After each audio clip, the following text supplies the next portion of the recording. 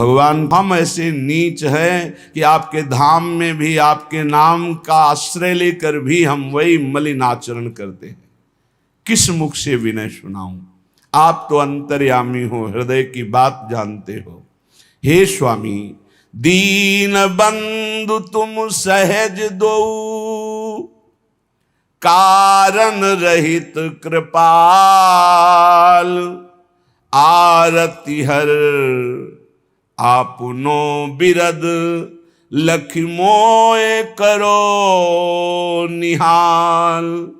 हे दीनों पर कृपा करने वाले दीन बंधु, आप मेरी ओर मत देखो, आप अपनी ओर देखो। आप अपने स्वभाव की तरफ देखो, अपने प्रभाव की तरफ देखो, मेरा स्वभाव नहीं। मेरा स्वभाव देखोगे तो घृणा करके छोड़ दोगे। आप अपने स्वभाव की तरफ देखो। आपका नाम दीन बंधु है, पतित पावन है। आप हेतुकी कृपालु हो, कारण रहित कृपालु। किसी कारण से कृपा नहीं करते, अकारण कृपा करने वाले। हे आरती हरण, हे संकट विपत्ति दुखों का हरण करने वाले, आप अपना विरद सोचो। आपका एक बाना है कि कोई कैसा भी दुराचारी भी शरण में आ जाए तो मैं उसे साधु बना देता हूं। हे नाथ, आप मुझे निहाल करो अपने उसी वचन को याद करके कि दुराचारी भी शरण में आ जाए तो मैं उसे साधु बना देता हूं। करो सद्य ते साधु समाना, हरो सकल बाधा कठिन, करो आपने जोग, पद रज सेवा को मिले, मोए सुखद संजोग। हे राधा माधव, मेरी वो सकल बाधाएं हरण कर लो जो आपसे मिलने में विघ्न पहुंचा रही हैं। हे कृपा सिंधु, आप अपने योग्य बना लीजिए। आपको कोई मेहनत थोड़ी लगेगी। आप डांट दीजिए हमारी मन बुद्धि चित्त हमको, ये गलत मार्ग छोड़कर आपके श्री चरणों की सेवा में लग जाएंगे। आप अपने योग्य बना लीजिए। मेरे को सबसे बड़ा सुखद संयोग तब लगेगा जब आपकी सेवा के सिवा मेरा मन कहीं किसी भोगों में नहीं जाएगा। नाथ, मैं अधिकार से नहीं कह रहा हूं कि मैं अधिकारी हूं, नहीं, मैं भिखारी हूं।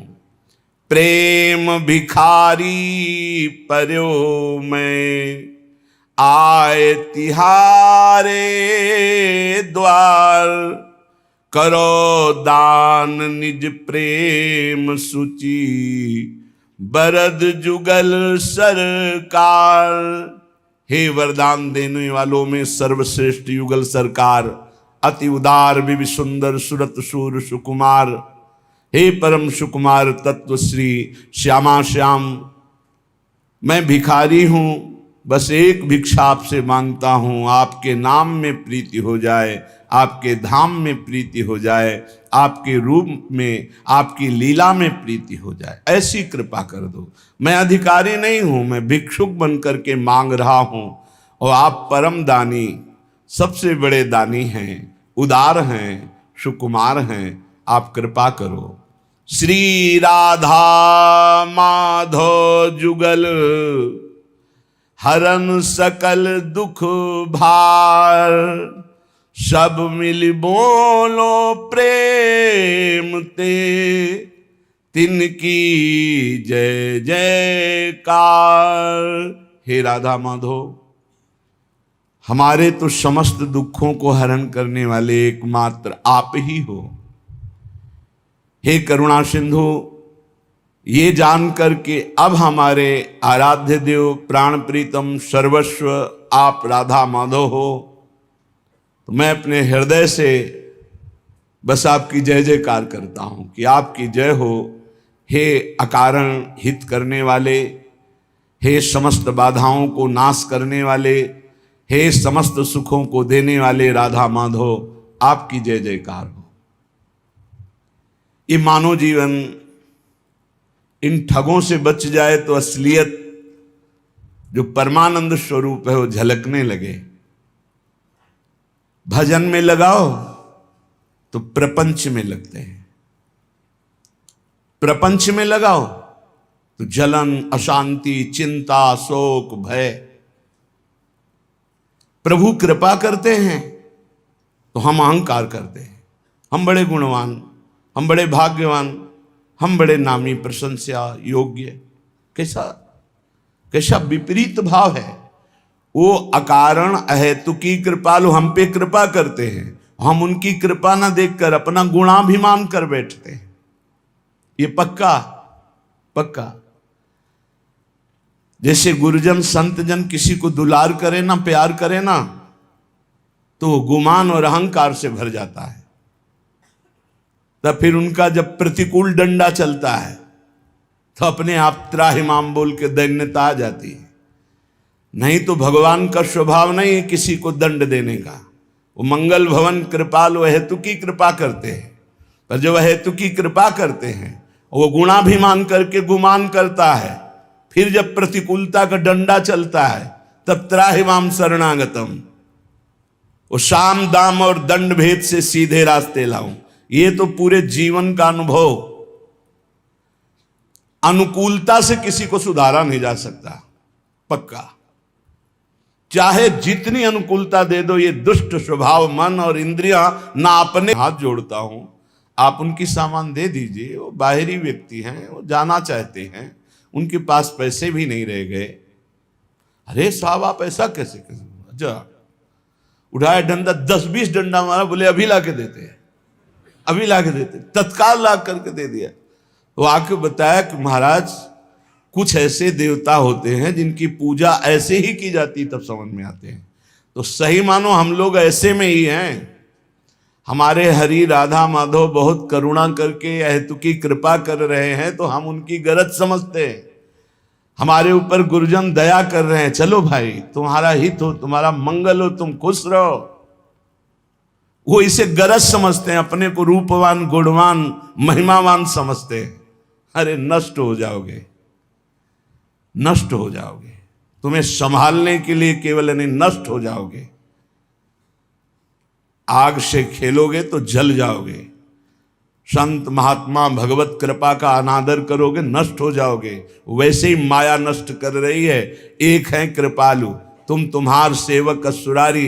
भगवान और भगवान के भक्त यदि कृपा कर रहे तो निकल चलो, भोगों से निकल चलो, दोषों से निकल चलो। इनकी मांग मत करो, इनके फसाव में मत फंसो, मान जाओ, नहीं तो सड़ोगे।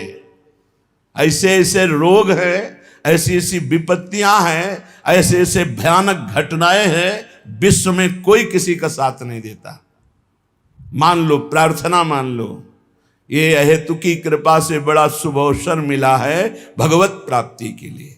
पूज्य श्री भाई जी महाराज कह रहे हैं, वृथा क्यों मानो जन्म गवावे, बेकार में इस शरीर को क्यों नष्ट कर रहे हो। एक एक मिनट खत्म होता चला जा रहा है।